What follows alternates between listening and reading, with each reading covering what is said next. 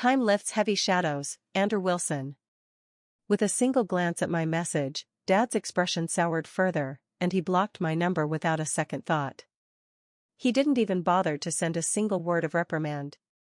I watched him from my ghostly vantage point, my heart sinking deeper into despair. I should have known he wouldn't care. After all, both he and Mom had wished for my absence in their lives since Wilton's death. Just then, two officers who had just completed their night shift emerged from the station, their faces lined with concern. "Ryan," one of them began, his tone grave, "when we were leaving this morning, we stumbled upon a dead body right at the entrance." My father's brow furrowed as the officer continued, "The security cameras had been tampered with. We suspect this is a deliberate provocation. You should take a look." With their shift ending, the case was now thrust into my father's hands. The body was soon transported to the autopsy room, where the medical examiner, Tristan Wagner, unzipped the bag, revealing a sight that would haunt me forever, a gruesome corpse that took several moments for me to recognize as my own. Tristan shook his head slowly, his expression a mask of sorrow. "Preliminary examination suggests the victim was a teenage girl." I watched as my father froze, a chill running through him as he absorbed the weight of the situation. "What a monster," he cursed under his breath. "She was so young." Though he was not one to display emotions openly, even he seemed shaken by the horrific sight before him. "My son was only 19 when we lost him. If this girl's parents were to see this, I can hardly fathom the heartbreak they would endure," he lamented, his voice thick with unspoken pain. I stared at him, a bitter irony gnawing at my insides. If they knew that it was me lying there, would they feel sorrow? Or would they, perhaps, feel a twisted sense of relief? "Ryan," Tristan urged gently, "it's been years. You need to find a way to let this go," before turning back to his grim task.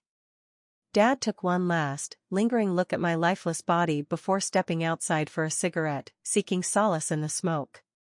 What kind of hatred drives someone to commit such an atrocity? How brutal. I heard Tristan's voice echo from the autopsy room, filled with disbelief. Upon returning from his smoke break, my father approached Tristan, who was gathering his notes. "The victim's face is unrecognizable. There's extensive subcutaneous and internal bleeding. The entire body is covered in bruises from the relentless beating. There isn't a single patch of unbroken skin. Even the tissue and muscle beneath have been pulverized." Tristan's gaze darkened as he continued, "And there's no single fatal wound. The cause of death appears to be hypovolemic shock due to severe subcutaneous and soft tissue hemorrhaging. This was a prolonged torture.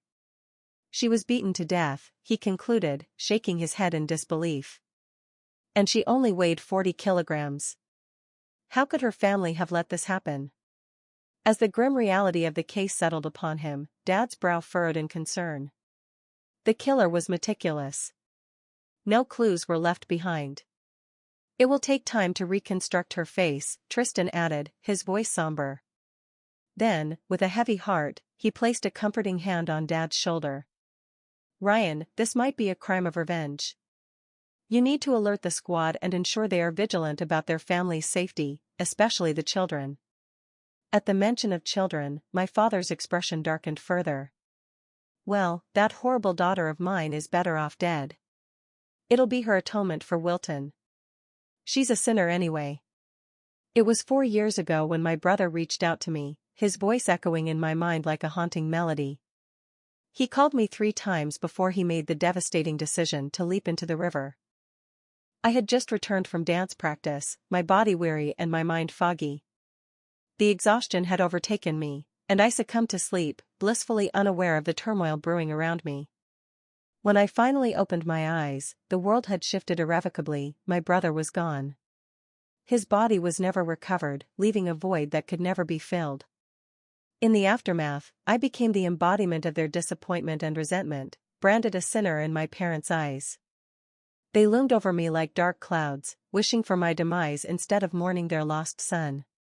No matter how hard I strived for perfection in the years that followed, their disdain clung to me like a shadow, refusing to dissipate. "Ryan." Tristan's voice sliced through the heavy air, sharp and unyielding. What if your child overheard you say that? You've already lost one child. Are you really going to risk losing another? His concern was palpable, but it felt like a fragile lifeline in a storm. If you keep treating her like this, he continued, his voice rising with fervor, you will regret it someday. My father's jaw clenched, his anger simmering just beneath the surface. I don't give a damn what she thinks, he barked, his voice echoing with bitterness. All I know is that if she had just picked up that phone, Wilton would still be alive. He reached out for help, and no one was there for him. His words, drenched in sorrow, were a dagger to my heart. He was only 18, he lamented, his voice cracking. He got into that aerospace college. He could have had a future so bright, a future that would have made our family proud. And that damn girl ruined it all. I just wish it had been her who died. Those words struck me like a physical blow, sending a chill racing down my spine. The weight of his hatred was suffocating. I had heard that sentiment 1,000 times before, yet it never failed to wound me. This wasn't merely an expression of anger, it was a genuine wish for my demise. Every year, on the anniversary of Wilton's death, they would thrust his photograph in front of me, a painful reminder of their loss. With eyes swollen from tears, they would grip my shoulders, demanding relentlessly, why couldn't it have been you? They never realized that I loathed myself just as fiercely as they did. I was battling my own demons, and the shadow of stomach cancer loomed ominously over me. I would soon pay for what I had done, and perhaps fate itself despised me, orchestrating a brutal end as my final punishment. Mom, Dad, if you knew the truth, you'd probably find joy in it, I thought bitterly, my heart heavy with despair. Tristan exchanged a long, conflicted glance with Dad before finally breaking the tense silence. All right, that's enough. She's finished her SATs. Once she heads off to college, you won't have to see her again. Dad snorted dismissively, someone with her intellect could get into college? She's not fit to hold a candle to Wilton. A tightness gripped my chest, a familiar ache reminding me of the wisdom in keeping my acceptance letter hidden. No matter what achievements I garnered, they would always pale in comparison to Wilton's legacy. At that moment, Tristan handed Dad a clear evidence bag containing a watch and a small bottle of pills. The sight of that watch sent a wave of anxiety coursing through me. We found these on the victim, Tristan explained, his voice steady. The watch might help locate the parents, and the pills are prescription. We should check which hospital dispensed them, their records should provide us with a direct ID. Dad accepted the bag, glancing at its contents with a disinterested nod. A bitter sadness washed over me. Had he truly forgotten? That watch was a gift from Dad, given to me the day I returned home after being rescued from the traffickers in that desolate area. He had promised me then that no matter how lost I became, as long as I wore that watch, he would always recognize me. But now, it seemed, he didn't care enough to even acknowledge my existence, let alone the watch. The watch had ceased to function on a rainy night 4 years ago, a symbol of the happiness that once enveloped me. The first 3 years after my return were filled with joy, but everything changed after Wilton's death. My parents began to wish for my end, their love replaced with a chilling disdain. Back then, I was naive enough to believe that if I left, they would miss me. I sulked in an arcade until the clock struck midnight, hoping they would come searching for me. They did come, but only to punish me. They unleashed their fury, and in the chaos, the watch shattered against the ground, a cruel metaphor for my broken spirit. Dad had thrust a trembling finger in my face, his voice a tempest of rage. Go on, run away again. If it weren't for Wilton insisting we find you back then, do you really think we would have bothered? That night, the last flicker of hope I had for their love was extinguished, leaving me in a darkness that felt all too familiar. As the sun dipped below the horizon, casting a warm glow over the familiar streets, Dad wrapped up his workday and made his way home. The routine was as predictable as the changing seasons. Upon entering the house, the first thing he did was pay his respects at Wilton's shrine, a small yet significant corner of our home that held memories and reverence. This ritual had become a part of their lives, a solemn practice my parents had observed for the past 4 years, each visit a reminder of loss and love intertwined. Mom arrived shortly after, her footsteps echoing softly in the hallway as she made her way directly to Wilton's photo, her lips moving in silent prayer. Once they concluded their quiet moments of reflection, Dad turned to Mom, a bottle of pills in hand. "Can you check at the hospital who this prescription was issued to?" "We needed to identify a victim," he said, his tone serious yet tinged with a hint of urgency. For a fleeting instant, I noticed a flicker of recognition in Mom's eyes as she caught sight of the pills. It was as if a shadow of understanding passed between us, a silent acknowledgement of the weight that hung in the air. But then, just as quickly, her demeanor shifted. She took the bottle from Dad with a calmness that belied the turmoil I felt inside and began examining it closely. "This is for pain relief," she stated matter-of-factly. "I'll look into it in 2 days." Dad nodded, his concern evident as he reminded her to be cautious in these uncertain times. With a sigh, she moved through the house, checking every door and window, ensuring everything was secure before she turned her attention to preparing dinner. As the savory aroma of food began to fill the air, I couldn't shake the feeling of being forgotten. It felt as though I were a ghost, lingering in the corners of their lives, invisible and unacknowledged. By the time dinner was ready, my presence had not crossed Mom's mind, and my heart sank further. They had missed yet another opportunity to identify me, and with each passing moment, my hopes dimmed like the fading light outside. Mom had witnessed my struggles firsthand, she had seen me take this very medication. She had even been there when I had accidentally coughed up blood, a moment etched in my memory. What had she said back then? "Wilton's death anniversary is coming up, and you're acting out again? If you're going to vomit blood, do it outside. Don't bring bad luck into this house," her voice echoed in my mind, sharp and dismissive. As they sat down at the table, a plate and fork were set out for Wilton, just as they always did. It was a ritual that felt both comforting and suffocating, a reminder of the space he occupied in our lives. Only then did Mom's gaze flicker back to me, annoyance creeping into her tone. "I just saw Bethann's message today. What's she up to now?" "She's been gone for 2 days, and she lied about getting kidnapped?" Her words cut through the air, harsh and unforgiving. "She's old enough to know better. She might as well just stay at that arcade and not come back, acting like it's all real," she continued, her frustration palpable. I sat there, stunned into silence. They had forgotten the watch they had given me, the medication that had been a lifeline, yet they remembered every detail of my one misguided attempt to escape. Dad's face was a mask of indifference as he served himself dinner, the clinking of utensils breaking the heavy silence. "She texted me too. Who knows what trick she's playing now, saying stuff like that so casually," he remarked, shaking his head in disapproval.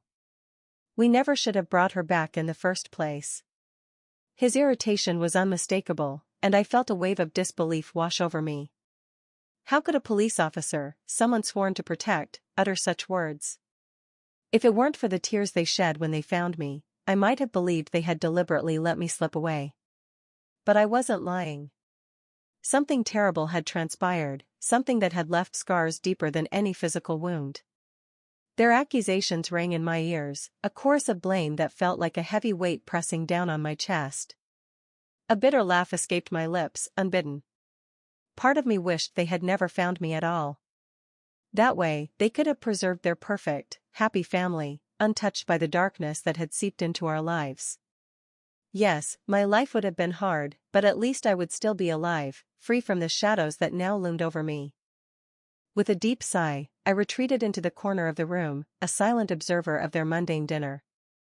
My parents ate in a heavy silence, and I couldn't help but reminisce about the fleeting moments of joy when I had first returned home.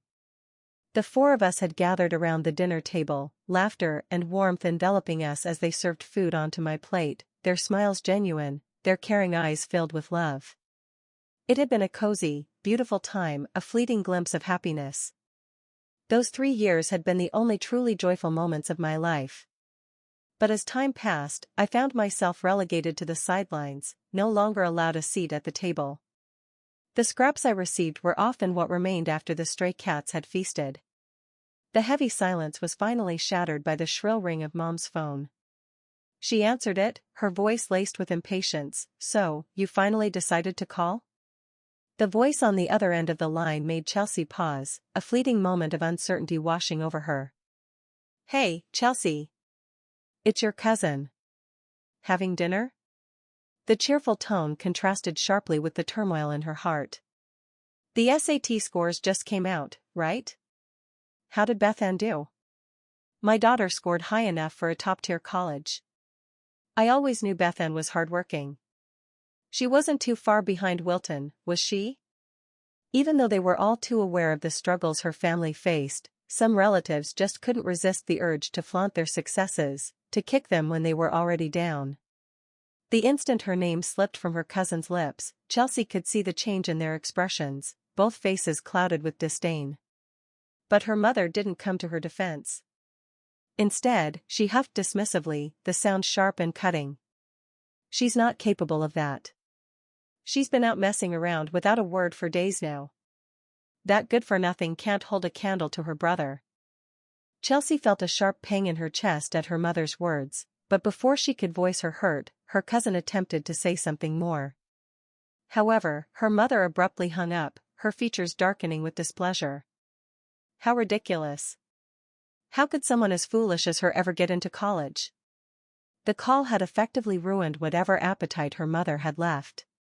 Without another word, she turned on her heel, retreating to her bedroom like a storm cloud that had lost its thunder. Dad remained at the table, his face a mask of gloom, lost deep in his own thoughts. The silence was palpable, thick enough to cut through. Mom wasn't entirely wrong.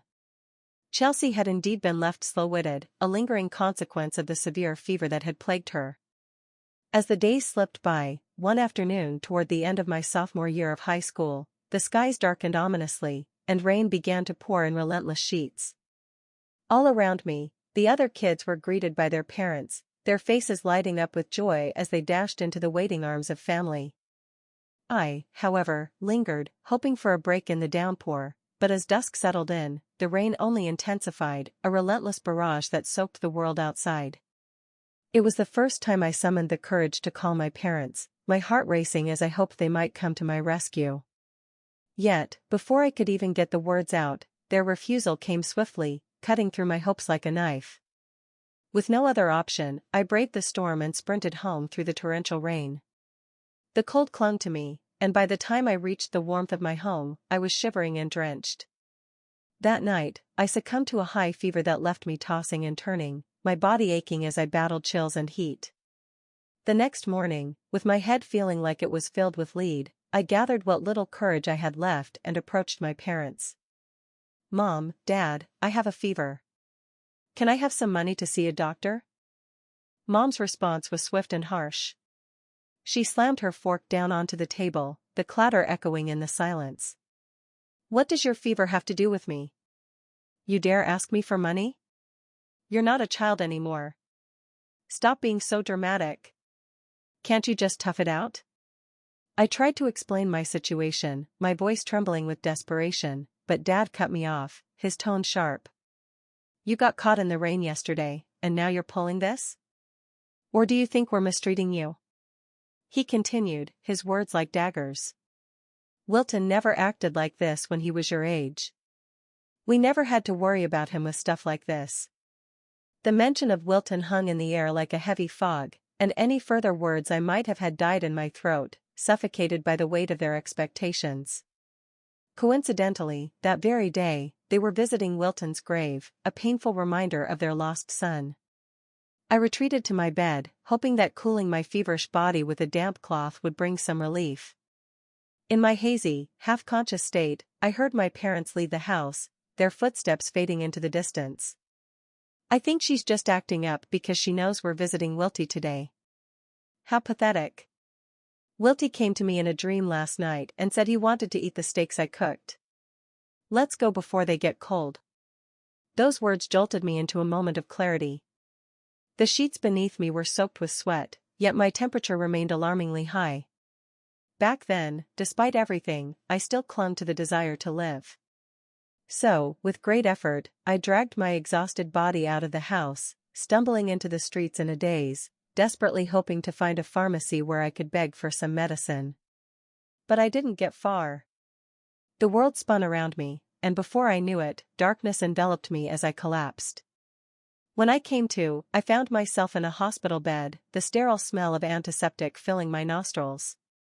Panic surged through me as I realized where I was. My first thought was of my parents' fury if they discovered me here, in this place of sickness. Before I could slip away, a doctor entered, his expression serious as he delivered the diagnosis. "You have a stomach ulcer. We need to treat this, or it could develop into cancer." A wave of emotions crashed over me, leaving me speechless.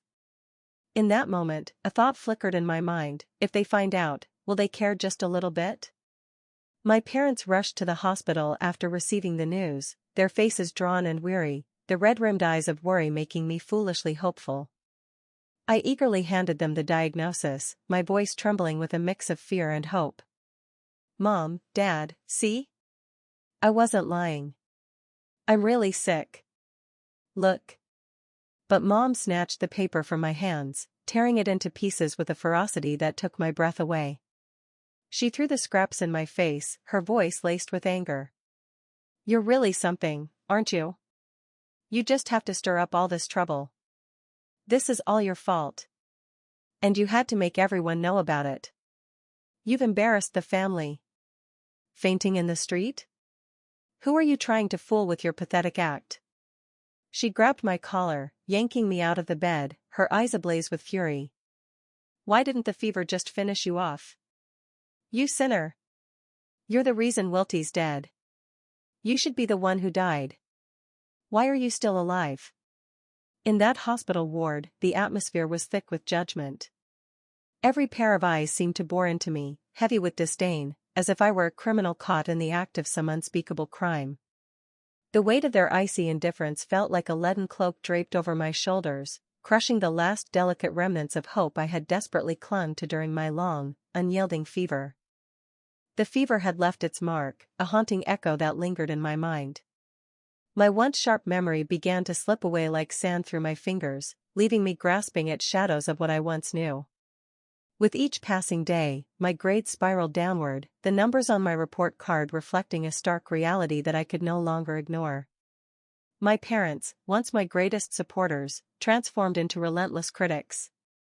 Their voices, sharp and cutting, felt like whips lashing against my already fragile spirit. "You'll never measure up to Wilton," they sneered, their disdain palpable. The words stung, each one a reminder of my perceived inadequacies. They even cut off my allowance, declaring that it would only be reinstated when my grades matched Wilton's. In a desperate bid to reclaim my worth, I threw myself into my studies, determined to chase Wilton's shadow with every ounce of energy I could muster. Wilton, with his dreams of soaring through the skies as a pilot, became my beacon. I set my sights on that same horizon, pushing through the fog of my faltering memory, striving to prove that I could rise to the occasion, despite the daunting odds stacked against me. Against all expectations, I fought my way into the same school as Wilton. The day my SAT scores were released, a bubbling excitement surged within me, effervescent as champagne, lifting my spirits momentarily. Yet, as days passed, that exhilaration morphed into a heavy burden I chose to bear alone. I kept the news close to my chest, whispering it only to myself, afraid to share it with my parents. Deep down, I harbored a sinking realization: my fragile health would likely keep me from ever stepping foot on that campus. The thought gnawed at me, a relentless reminder of my limitations. I dreaded the idea of stirring up memories of Wilton, knowing it would only reopen the wounds of grief that still festered in my family. I couldn't bear the thought of causing them more pain. What was the point, anyway? In their eyes, I would never shine as brightly as Wilton. I would always be the shadow, the disappointment. The following afternoon, the house was filled with the tantalizing aroma of a lavish dinner, the table set with care and attention. But once again, there was no place for me. I stood on the periphery, an unwelcome guest in my own home. My mother sat at the table, her patience wearing thin, and finally, in a burst of frustration, she snatched up her phone. With irritation bubbling over, she tapped into my chat window, her fingers flying across the screen as she sent a voice message that crackled with anger. "You've got some nerve. If you don't come home today, don't bother coming back at all." A bitter laugh escaped my lips, tinged with defiance. If this was the game she wanted to play, I would not back down. Even if they searched every corner of the earth for me, I wouldn't return. Then, to my shock, my phone lit up with a reply, "Okay." My mother's eyes widened in disbelief, her hand trembling as she processed the unexpected response. I froze for a moment, realization dawning on me, this was the killer's doing, manipulating the situation to sow discord. Fury erupted within my mother, she hurled the phone across the room, her frustration palpable. How could she not see the truth? She had never witnessed me so detached, so cold. That ungrateful brat. She's going to be the death of me. Her words cut deeper than any blade, revealing her unwillingness to question the authenticity of the message, preferring to believe I was the one at fault rather than entertain the possibility of manipulation. My father, ever the stoic presence, picked up the shattered phone, glancing at the screen with a furrowed brow. Just as he opened his mouth to speak, a knock reverberated through the house, followed by a voice that was achingly familiar yet felt oddly distant. "Mom, Dad, it's me. Are you home?" I watched as my father's typically composed demeanor twisted with a flicker of shock. My mother, usually so poised, had her eyes bulging wide, lips parted in disbelief, as if she had forgotten how to breathe. "Ryan, am I dreaming?" "I swear I just heard Wilton's voice," she whispered, her tone laced with incredulity. My fists clenched tightly, a mix of emotions surging within me. Ryan stepped closer to the door, visibly trembling, and cracked it open just a sliver. There stood a young man, exuding confidence but tinged with hesitation, the beloved son they had thought lost to the shadows of fate, miraculously returned. Dad's eyes widened in disbelief, a mix of shock and overwhelming emotion flooding his features. "Wilty, is it really you?"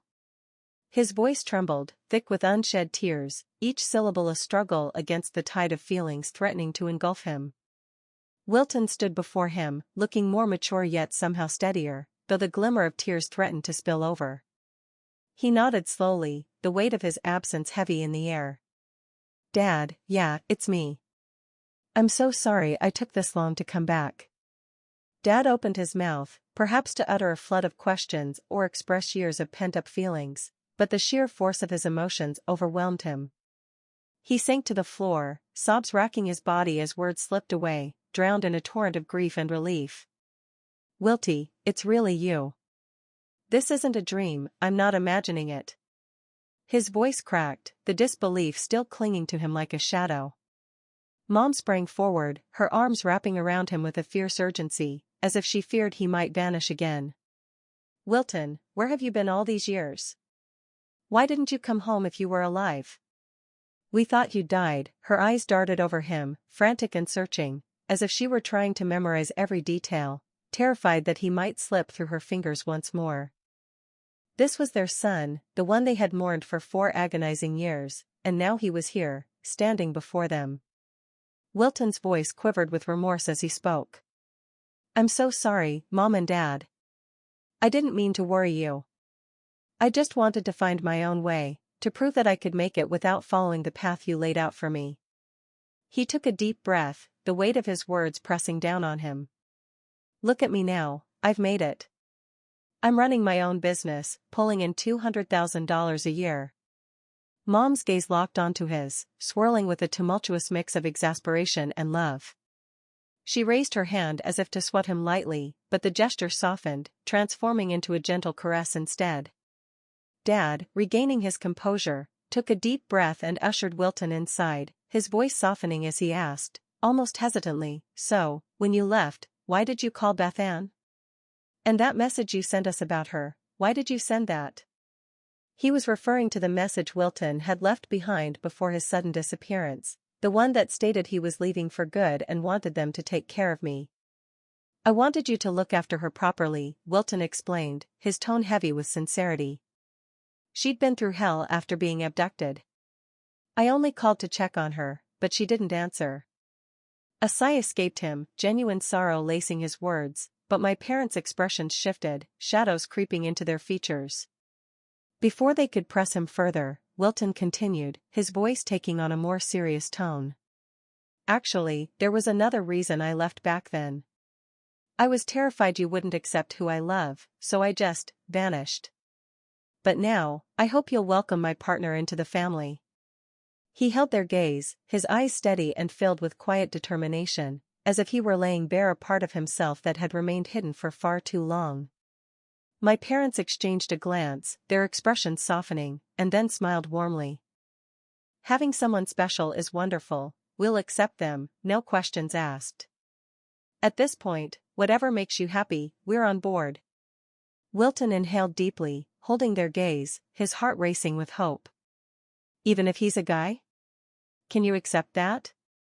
With a gentle nudge, Wilton stepped aside, revealing his partner, a sweet, boyish young man with delicate features and a shy smile that lit up the room. Matching rings sparkled on their fingers, a silent testament to the bond they shared, a connection that transcended the barriers of fear and expectation. The young man murmured shyly, "Hello, Mr. and Mrs. Murray." Dad's hand trembled visibly, and he opened his mouth to respond, but only a heavy sigh escaped him, the weight of the moment pressing down. Mom stared for a heartbeat, disbelief hanging thick in the air like a heavy fog. "So, you cut us off for 4 years, all for him? You did that just to be with him?"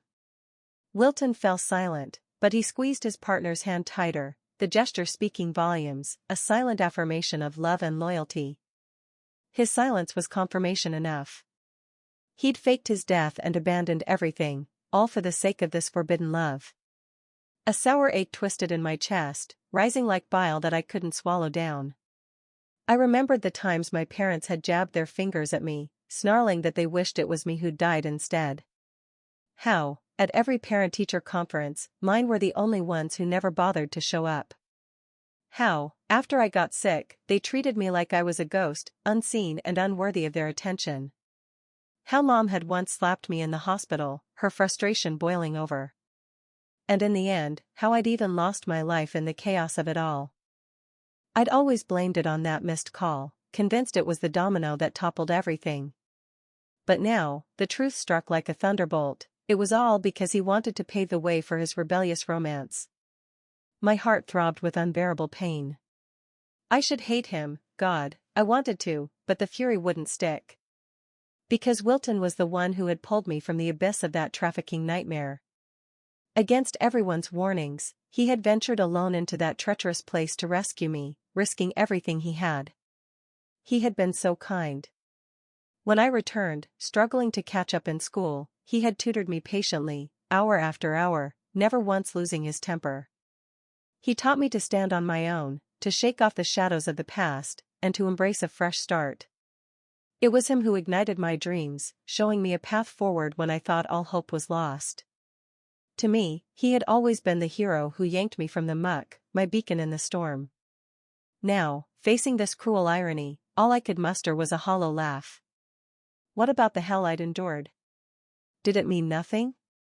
You're back, and that's all that matters. No need to dredge up the past, my mom said, her voice edged with impatience, as if the weight of the moment was too much for her to bear. Dad nodded blankly, still dazed, his mind racing to comprehend the whirlwind of emotions. Yeah, it's behind us now. Whatever you choose, we'll stand by you. Mom forced a smile, a sign of reluctant approval, but it felt thin, stretched too tight over the turmoil beneath. Wilton's eyes sparkled with joy, and he leaped up, pulling Mom into a jubilant hug, the warmth of the moment momentarily dispelling the tension. Oh, and I brought gifts for everyone, he exclaimed, unveiling the presents he had carefully prepared, a tangible expression of his love and thoughtfulness. He glanced around the room, curiosity piqued. Beth Ann's SATs should be done by now, right? I got her a new computer, where is she? Despite Wilton's return, the mere mention of my name still seemed to cast a long, dark shadow over my parents. Their faces would scrunch up with worry, and heavy sighs would escape their lips, as if my existence was a burden they could hardly bear. My mother, with a frustrated huff that punctuated the air, remarked bitterly, "She's just not as clever as you." Probably flunked her SATs and is too ashamed to show her face. It's been days since she's come home. I'm calling her. Wilton's brow furrowed slightly, a hint of concern flickering in his eyes, but he remained silent, perhaps unsure of how to navigate the tension that filled the room. As the phone rang, an uncomfortable silence enveloped me, stretching like an elastic band ready to snap. Wiltie's back. Where are you? Get home right now, my mother snapped into the phone, her irritation bubbling over. When no response came from me, her face soured instantly, morphing into a mask of frustration and anger. Haven't you humiliated us enough? Hurry up and get back here. You still owe this month's rent, keep stalling, and I'll toss all your things out, she yelled, her voice echoing with desperation and authority. The line went dead almost immediately, the finality of it hanging in the air like a ghost. Wilton looked perplexed, his brow knitted in confusion. Rent? You make Bethan pay to live in her own home? It was a bitter truth. Each month, I handed over $150 just to keep a roof over my head, as if my own home was a place I had to earn the right to stay in. At just 18, I barely tipped the scales at 40 kilograms, a reflection of the tightrope I walked, balancing my meager allowance against the relentless demand for rent. Under the relentless scrutiny of Wilton's probing questions, my parents finally relented, confessing to the myriad ways they had failed me as guardians. Don't worry, my mother rushed to reassure, her voice a mix of denial and hope. She's just going through that teenage rebellion. She's run off before, probably out having some fun. Wilton's face flushed crimson, anger radiating from him like heat from a flame. His eyes glistened with frustration as he confronted them. How can you not worry? She's a young woman out there all alone, what if something happens? Don't you see the risks, especially considering your line of work? Days have passed, and you didn't even bother to search? What kind of parents are you? His voice rose, a mixture of disbelief and indignation. My parents attempted to defend their inaction, but Wilton was already striding toward the door, determination etched on his face. Give me her number. I'll find her myself, he declared, his resolve unshaken. 2 hours later, he returned, a shadow of defeat hanging heavily around him. He hadn't found me. It made sense, really, my own father had stood mere feet from my body without recognizing me. Years had changed him, and I had changed too, it was only natural that he wouldn't see me as I truly was. He sank onto the sofa, the weight of despair pulling him down into a deep abyss of gloom. A moment later, guilt washed over him in waves. He buried his face in his hands, his voice quivering as he spoke. If I had known you'd treat her this way, I never would have called or messaged. If anything happens to her, I'll never forgive myself. His unexpected tears took me aback, I hadn't anticipated such raw emotion from him. For the first time, someone was shedding tears out of genuine concern for my well-being. My parents watched him, their expressions filled with an aching worry that mirrored their fear of loss. They had looked at me like that only once before, on the day I was rescued and brought back to this house, a day that felt more like a prison than a sanctuary. Wilty, don't torture yourself, my father said softly, his voice laced with compassion. She's tougher than you think. Once, she had a fever so bad that she crawled to the hospital on all fours. Don't blame yourself. When she comes back, we'll make things right. It's all just a misunderstanding, my father added, his tone casual, as if this was merely a trivial matter. My mother chimed in, yes. She's got college waiting for her. I found her acceptance letter in her room, here, take a look. She handed it over, and I could see a flicker of hope ignite in Wilton's eyes, if only for a moment. As he unfolded the letter, it revealed the same prestigious college he had once been accepted to. It was a mirror of his past, but this time it bore my name. He froze, and I could sense that his reaction was not one of joy but rather a deep, piercing pain. My mother, oblivious to the shift in the atmosphere, smiled proudly. Who would have thought? She actually got into your old school. Guess she's got some potential after all. Since you couldn't attend, it's like she's living your dream for you, she said, her voice light, as if trying to bridge the gap between them.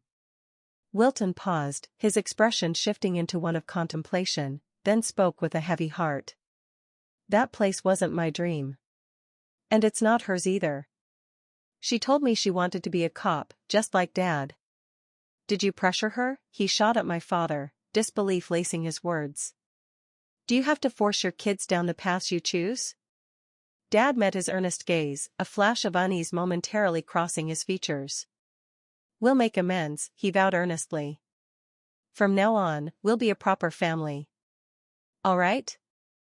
With that, they embraced in a tearful group hug, a moment that should have felt touching but instead left me feeling cold and detached. I watched them, a hollow laugh escaping my lips, tinged with irony. How naive they were to think that they could erase the scars they had inflicted upon me with these late gestures of affection. But it was far too late for that. I was already gone, beyond any need for their reparations. The following day, a call from the coroner, Tristan Wagner, pulled my father back to reality. Tristan stood there, clutching a sheaf of documents, his expression grave and hesitant, as if he carried the weight of the world on his shoulders. Dad, blissfully unaware of the tension, radiated joy. Tristan, my son is back. We're planning a party, got any fun ideas?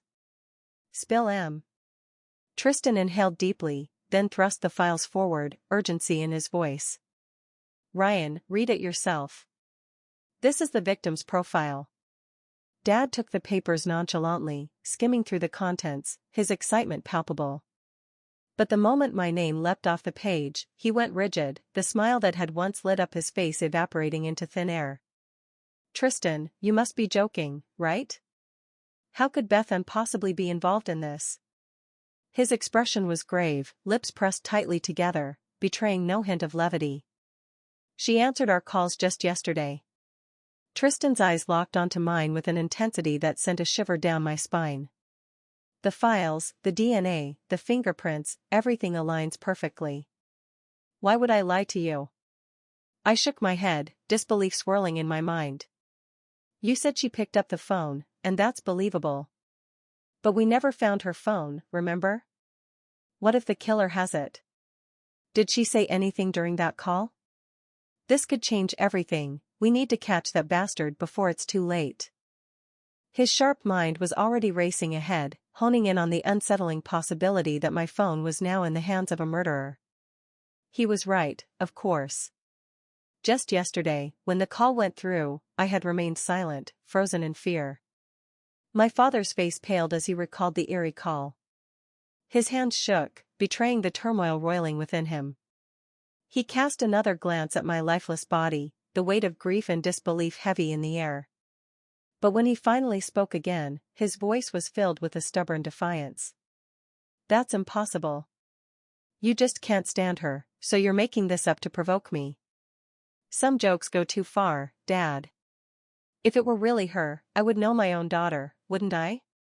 Tristan frowned, his brow furrowing deeply as he spoke with a gravity that demanded attention. You need to pull yourself together. You can't handle this case anymore. In frustration, Dad flung the files onto the table, his stubbornness palpable. Tristan, I thought you were my friend. You can't joke about something like this.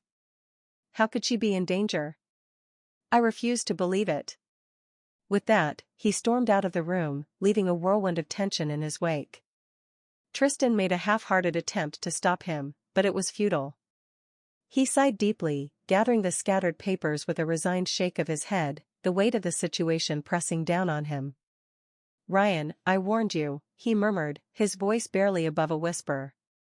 Dad drove home in a daze, his mind a chaotic storm of thoughts. He insisted he didn't believe the news, yet when he reached for the door, his hand trembled so violently that the key slipped from his grasp.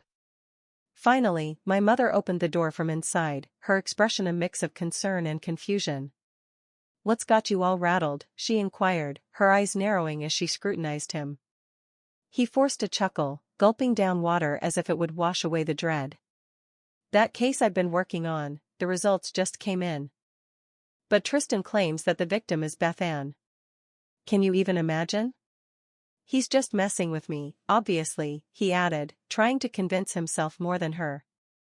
My mother paused, processing the information, then laughed as if the very idea were preposterous. He's lost it. How could he even say that? I texted her, and she replied. I called her, and she answered. Dead? No way. They brushed it off, but Wilton, lounging nearby, sensed that something was terribly wrong. Fueled by panic, he bolted out the door before my parents could react, the urgency of his instincts propelling him forward. After he left, my mother's composure began to crack, the tension in the air palpable. She walked to the window, phone in hand, scrolling furiously. Remember? She wanted a family photo. With Wilty here, we can finally take one. I'll call her now. But this time, my phone didn't connect. The voicemail message chilled me, it was powered off. I truly wanted that family portrait. I was acutely aware that my time was slipping away, and I longed to leave them a tangible memory of me. But when I voiced my desire, they erupted in fury. This isn't a family without Wilty. You don't get to demand a photo. Mom's hand shook as she dialed again, desperation creeping into her voice as the call went unanswered. A sudden dread seized her, twisting her stomach in knots. Ryan, why isn't it going through? Dad glanced over, a calmness in his demeanor that belied the chaos swirling around us. It's not a big deal, she'll call back soon. If not, we can swing by the dance studio. She's a grown woman. Nothing will happen to her. His words offered a fragile sense of comfort. Just then, an unknown number flashed on the screen, breaking the tension in the room. With bated breath, she answered. Didn't you want that family picture? Come home, we forgive you. I was taken aback. Forgive me? What had I done that warranted forgiveness? On the other end, there was a moment of silence, then a voice, low and hesitant, broke through. Ms. Larson, you asked me to trace the buyer of those medicines. The patient's name is Beth Ann Murray. Funny coincidence, she turns 18 today. With a sharp, jarring clang, my mom's phone slipped from her grasp and crashed onto the floor, shattering the tense silence that enveloped the room. My dad, visibly irritated, snapped, there are countless people with the same name. You really don't need to. But before he could articulate his frustration any further, a sudden wave of realization swept over my mom, striking her like a bolt of lightning. In an instant, she dashed toward my room, her movements frantic and wild, as if she were a whirlwind tearing through the house. Drawers were flung open, cabinets were rummaged through, and chaos reigned as she searched for something, anything, that might provide clarity. When her hands finally grasped the empty pill bottle hidden beneath my bed, her eyes widened, and they glistened with unshed tears, reddening almost immediately. So, I really did see it before, she whispered, her voice barely audible, as if uttering the words would make the truth more bearable. In that heart-wrenching moment, a torrent of memories surged through her mind, a cruel montage of the past that overwhelmed her, and she crumpled to the floor, as though every ounce of strength had been siphoned from her body. My dad stood frozen in the doorway, his expression darkening like a storm cloud gathering overhead, as he witnessed her unraveling before him. I told you it's not her. What the hell are you doing? He shouted, his voice a mix of anger and desperation. He reached down, pulling her up from her dazed stupor, dragging her toward the door with a sense of urgency. If you won't believe me, fine, I'll take you to see for yourself if it's really her. Nearby, Wilton sat on the ground next to my lifeless body, his eyes rimmed red from the endless stream of tears that had fallen. 288 Musher, he muttered over and over again, like a broken record stuck on a painful refrain. It's all my fault, all my fault.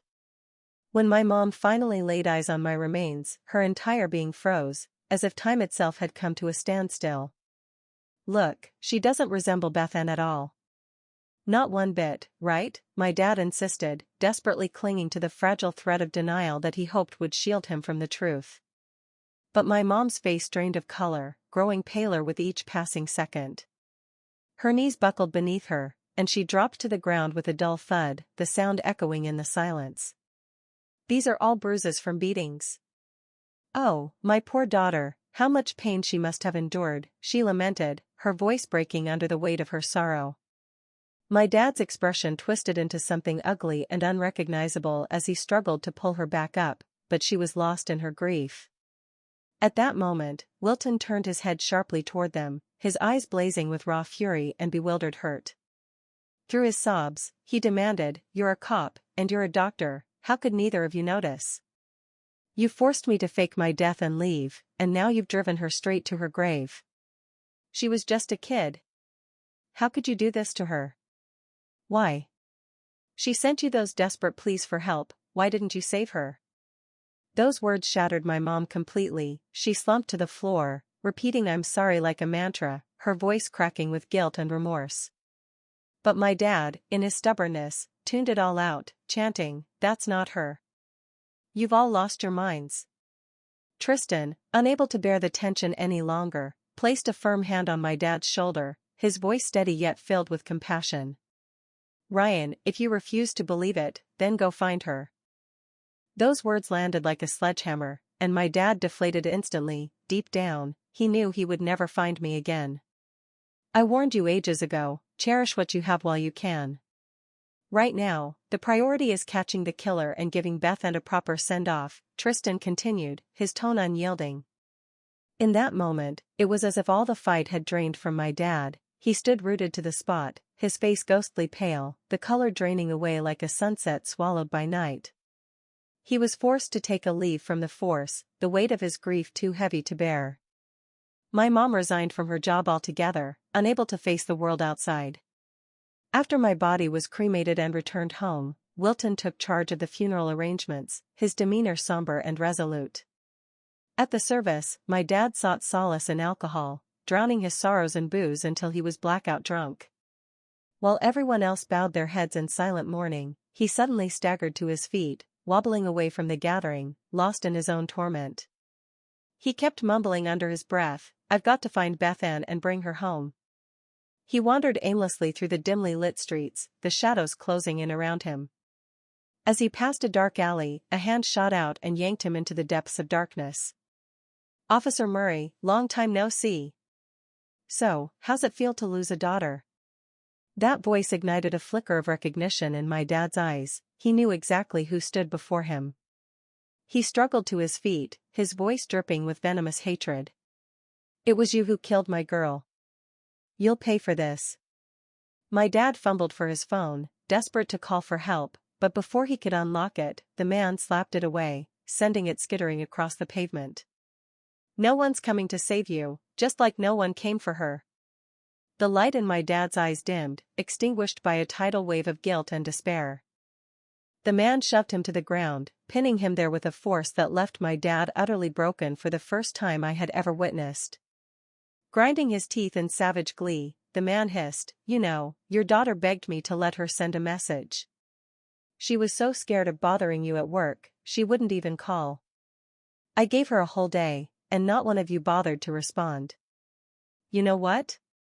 After that, she stopped fighting altogether, just let me beat her senseless. It felt so damn good. When my daughter was kidnapped, you made me wait, and all I got back was my little girl's corpse. This is all on you, you brought it on yourself. My girl had a dad who loved her, but yours? She had nothing. How pathetic." In that moment, my dad's mental barriers crumbled completely under the weight of the man's cruel words. "Shut up. Just shut up," he yelled, his voice filled with rage and despair. The man let out a chilling laugh, a sound that sent shivers down my spine. "Oh, I'll talk all I want. And I'm not done, I'm coming for that son of yours who came back. Just you wait. Beth Ann, I'm truly sorry. Just kill me. I don't deserve to live. Please, just kill me." My father's voice shattered the stillness of the night, a raw wail that echoed with a profound sense of guilt that seemed to gnaw at his very essence. He was a man crumbling under the weight of his own despair, and it was almost unbearable to witness. As I stood there, watching him unravel, my own heart felt strangely numb. No waves of emotion surged within me, I was an island, isolated in my own thoughts. the man, a twisted figure of malice, laughed cruelly. "Oh, I'm not done with you yet. I intend to savor this. I'll take everyone you love away from you, one by one, and you will watch them die." In that moment, my dad surrendered to the darkness, his eyes closing as if he could will away the horror surrounding him. The man advanced, ready to bind him, to drag him into the abyss. But just then, the stillness of the night shattered with the blaring of sirens, a wailing chorus that heralded salvation. Wilton had orchestrated a masterful ambush, surrounding the alley from every angle. The killer was ensnared, trapped like a rat in a cage. With the predator caught, my father seemed to deflate, his spirit crushed. "I couldn't even protect my own family," he murmured bitterly, the weight of his words hanging heavy in the air. "I don't deserve to wear this badge." Confronted with undeniable evidence, the killer's confession spilled forth like a broken dam. Before he was whisked away to face the consequences of his actions, my family gathered for one last confrontation. Wilton stood before him, eyes blazing with fury. "Why the hell did you do this?" The man's gaze slid past him, landing on my parents with a chilling malice that sent shivers down my spine. "Why the tears? You're the ones who killed her. I heard she had stomach cancer, she was on borrowed time anyway. I merely did her a favor by ending her suffering sooner." He paused, a twisted smirk playing on his lips. "Shouldn't you be celebrating her departure? Why the sorrow? You never cared for her, didn't you wish for her end?" His lack of remorse was infuriating, and my father erupted, his voice a thunderous roar as he thrust his hand through the bars separating them. "You monster! Oh, I prepared a little surprise for you," the killer taunted, his voice dripping with malice. "Since I'm headed to hell, I might as well drag everyone down with me." Before my father could lunge at him again, fellow officers restrained him, pulling him back as the prisoner was escorted away. The police, with a grim seriousness, asked my family repeatedly if they truly wanted to see the footage. Each of them, driven by a need for closure, insisted they did. As the video began to play, the first frame revealed me, a canvas marred by bruises, my body a grotesque display of purple and black. Just one fleeting glance was enough to send waves of bone-deep agony crashing over me once more. I had never wished to relive that torment, not even in the darkest corners of my mind. In the beginning, I still bore some resemblance to myself, but that was a fleeting illusion. Then the horror unfolded. The killer struck my face with a slap, a mere prelude to the brutal punches and kicks that followed. He stripped me of my dignity, wielding a makeshift weapon, a wooden stick he had scavenged, beating me mercilessly until my skin was a grotesque tapestry of welts and blood. Soon, my face swelled, contorting beyond recognition, my body a mosaic of unsightly bruises. Yet, even that wasn't enough to satiate his sadistic hunger. He tortured me relentlessly for what felt like an eternity, his rage insatiable, a dark storm that raged on without end. Finally, I lay there, utterly shattered, a broken shell of who I once was. At last, he sauntered away, leaving me battered and gasping for breath. I dragged myself through the pain, each movement a struggle against the weight of my agony, until the torment finally claimed me, and I lay still, surrendering to the darkness.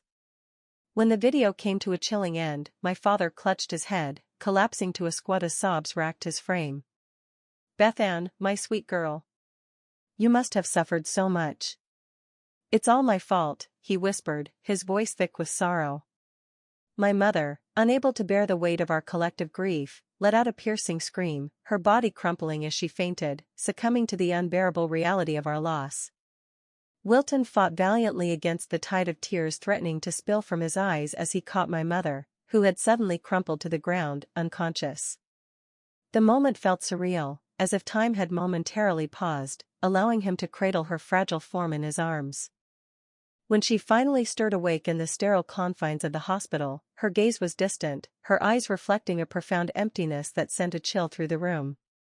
It was as if she were staring into an abyss, her mind adrift in a fog of confusion and despair. No matter how gently the nurses and doctors spoke to her, their words seemed to drift away, evaporating into the sterile air like wisps of smoke. She remained unresponsive, a shell of the vibrant woman she once was. The doctors, with their serious expressions, explained that she had experienced a severe shock, and it would take a delicate touch and an abundance of patience to guide her back from the edge of this emotional precipice. Once she was discharged from the hospital, she retreated into the confines of my old room, shutting the door behind her as if to barricade herself from the world outside. Days turned into a blur. She refused to step foot outside, her isolation deepening like a wound that would not heal. Meanwhile, my father sought refuge in the bottom of countless liquor bottles, drowning his sorrows in a haze of alcohol, turning a blind eye to the disarray of our lives. The atmosphere in our home became thick with an oppressive gloom, an uninvited guest that lingered in every corner. Even Wilton's boyfriend, who had once been a comforting presence, stopped visiting, leaving Wilton to navigate the storm of grief alone. It wasn't until the day of the murderer's execution that a flicker of their former selves began to emerge from the shadows. The three of them stood outside the execution room, their faces set in grim determination as they watched the man who had caused so much pain meet his end. In that moment, a subtle tension seemed to dissipate from their features, as if a long-held breath had finally been released. As they turned to leave the site, something shifted within my mother. Her eyes, previously dulled by despair, suddenly sparkled with an eerie, fervent light as she turned to Wilton. "Wilty, darling," she exclaimed, her voice ringing with unexpected enthusiasm, "Beth always dreamed of taking a family portrait. Let's go do it right now." Wilton, caught off guard by her sudden burst of energy, hesitated for a moment, but he couldn't bear to extinguish the fragile spark of hope that flickered in her eyes. He nodded, a smile tugging at the corners of his mouth, and together they made their way to the photo studio, a place that felt like an odd oasis in the midst of their turmoil. I was there too, but only as a photograph, a mere image that my mother had chosen, an enlarged version of my ID card. It struck me as almost comical. How could she not have a single casual snapshot from our everyday lives to represent our family? As the photographer prepared the shot, my mother cradled my photo against her chest, her grip tight and protective. The studio owner raised an eyebrow, clearly puzzled by the peculiar request, but he remained silent, respecting the unspoken grief that hung in the air. Once the print was ready and framed, my mother held it close, a fragile treasure as they stepped out of the studio. But as they walked away, the air around them thickened once more, heavy with an unshakable silence. Wilton, who had been holding himself together by sheer will, suddenly shattered. He snatched the freshly printed photo from my mother's hands, his voice rising in anger and pain. "What the hell is this supposed to be, a family portrait? You've got to be kidding me. She's gone, damn it. We can't turn back the clock on any of this." My father stood there, mute and motionless, offering no words of comfort, no rebuke, just a hollow silence that echoed through the air. My mother, however, seemed unfazed by Wilton's outburst. She bent down, her hands trembling as she retrieved the photo from the ground, brushing off the dirt as if it were a cherished child she was protecting. "It's okay, Beth, sweetheart. I'm taking you home now." "We're going home," she murmured softly, clutching the picture to her chest as she shuffled toward the house, my father trailing behind her like a shadow. Wilton remained rooted in place, his heart heavy with unspoken grief, until, after what felt like an eternity, he turned and walked away, his footsteps echoing with a profound sense of loss. Back at home, my parents curled up on my bed, the framed photo nestled between them like a fragile infant. As my father succumbed to sleep, my mother rose, her movements eerily deliberate, as if possessed by a darker force. She made her way to the kitchen and twisted open the gas valve. "Beth, my dear, we're coming to join you," she whispered, her voice laced with a chilling resolve. I watched her every move, desperate to intervene, but powerless in my ethereal state. My urgency wasn't born from a desire to save them, it was rooted in the fear that if they died, they would see me again, and I couldn't bear the thought of facing them after everything that had transpired. Time felt distorted as darkness enveloped the house. I couldn't smell the gas, but I could sense the air thickening with its invisible poison. On the bed, their faces began to turn a sickly shade of blue-purple, life slipping away from them in agonizing silence. I started to wonder when, or if, I could finally escape this limbo of despair. Just then, Wilton returned. He pushed open the door, his voice weary and resigned. "Hey, how about we take a trip? Maybe we'll all feel better." The room was engulfed in darkness, which puzzled him for a fleeting moment. To my astonishment, he didn't seem to notice the gas. After a brief hesitation, he flicked on the light. In the next instant, a massive explosion of heat hurled him backward. The entire house erupted into a roaring inferno, flames consuming everything in a furious blaze. My parents had already succumbed before the explosion tore through, their lives extinguished in a heartbeat. Wilton was on the periphery of the blast.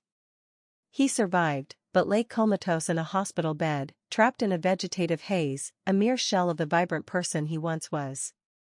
I hovered by his bedside, a silent observer, watching as his boyfriend slyly used Wilton's fingerprint to siphon away every last penny from his accounts. A bitter laugh escaped me, the love he had clung to so desperately revealing itself to be nothing more than another cruel joke. Glancing up, I noticed a soft white light shimmering outside the window, and I knew instinctively that it was my cue to depart. As I drifted toward it, nearly crossing the threshold, a familiar voice called from behind. "Beth, is that you?" I turned to see my parents, their faces etched with profound regret and sorrow. I gave them a cool, indifferent glance and continued onward, determined to leave the past behind. They chased after me, their pleas echoing desperately in the stillness. "Beth, wait. We know we were wrong. Can you ever forgive us? We want to make it up to you. Will you be our child again in the next life?" Those words halted me in my tracks, a weight pressing down on my heart. Without turning back, I spoke clearly, each syllable laced with finality. "No. I won't forgive you. I'll never forgive you." Under their stricken, helpless gazes, I stepped slowly into the radiant light, leaving behind the wounds they had inflicted on me, wounds that could never be erased with a mere apology. To me, the best ending for us was to never cross paths again. I hope you enjoyed today's story. If you have any recommendations or stories you would like to see next, drop a comment below.